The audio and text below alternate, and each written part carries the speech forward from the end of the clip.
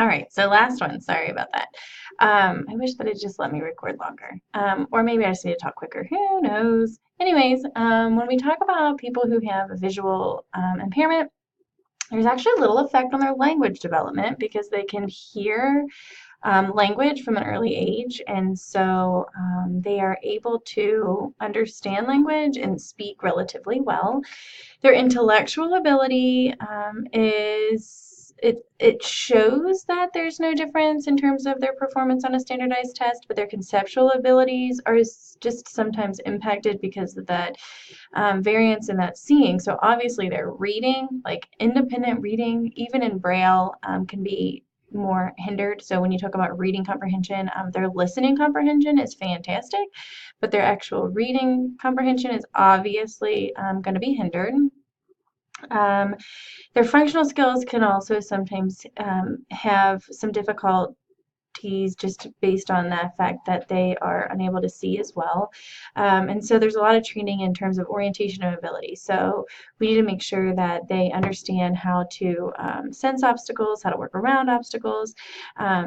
They used to say that they had like a sixth sense, people who are blind, because sometimes they just like knew something was in front of them, and that's all because of what they call echolocation. So oftentimes they can hear vibrations or sound bouncing off of objects, so they know to walk around it, even if they can't see it, or they might not have like a cane that they used to touch it. They knew it was there based on the way that the noise was bouncing off of or echoing off of that object. When people are behind, it's typically not due to blindness. Their lower achievement is because of the lower expectations, or the lack of exposure to Braille or the proper reading tools, so enlarged text or something like that. Otherwise, if they have all of that great teaching and all of those great interventions, they're exposed to what they need at an early age, there's really no academic barriers. Social adjustments can be hard. They don't get obviously like nonverbal cues. If somebody's crossing their arms and they look really mad, obviously if you have visual impairment, you're not going to notice that. You may notice their voice changing, and you might be able to determine mood off of that, but they are unable to obviously use nonverbals to help understand any social things.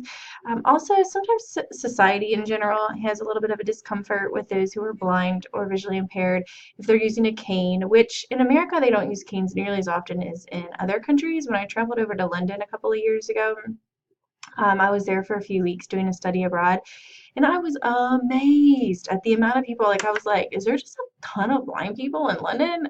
Turns out, no, probably not. But they use canes a lot more than we do to navigate the environment, or our society does, which I thought was just interesting. I never really looked into why.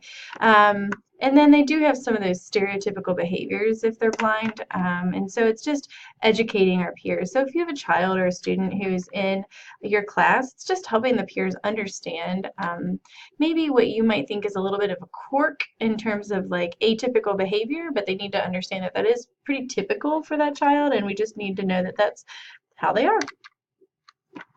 Braille is rather interesting.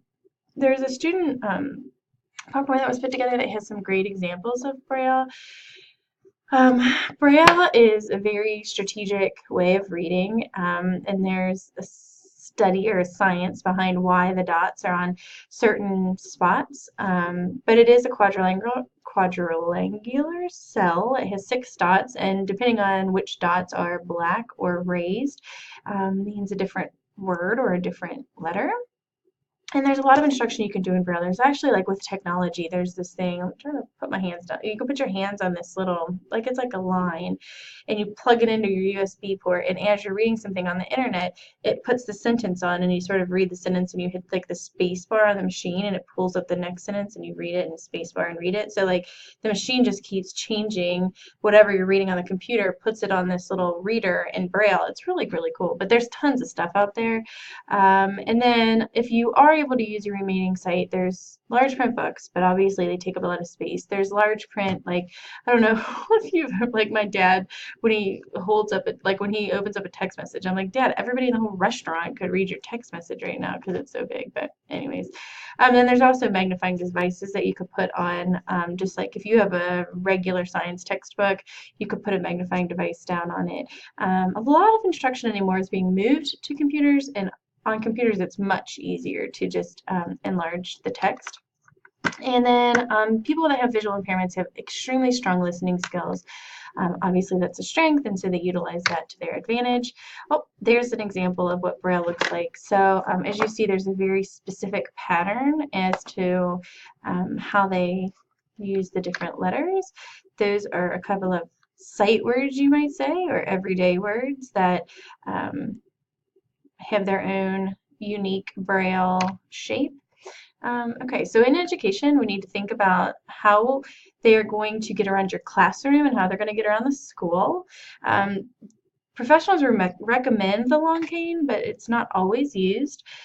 There are guide dogs that could be helpful if you have a tactile map that could be used, or human guides. And so your book talks about each one of these in particular. Human guides are typically the ones that you'll use in the schools.